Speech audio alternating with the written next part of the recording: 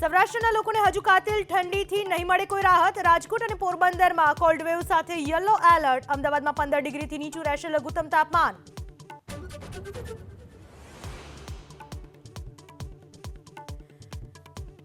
Ahmedabad civil હોસ્પિટલના આઈસીયુમાં દર્દીને સાજો કરવા ભુવાએ વિધિ કરી હોવાનો વિડીયો વાયરલ. અન્ય હોસ્પિટલમાં મુકેશ ભુવાએ દર્દીઓને સાજા કર્યાના દાવાને લઈ ઉઠ્યા સવાલ.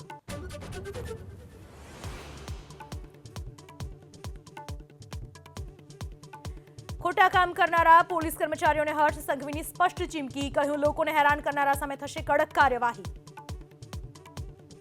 કે કોઈ भी નાગરિકોને ખોટી રીતે હેરાન કરશે તો પોલીસ પર भी એફઆઈઆર દાખલ કરવામાં વિભાગ કે સરકાર ક્યારેય ચૂકશે નહીં.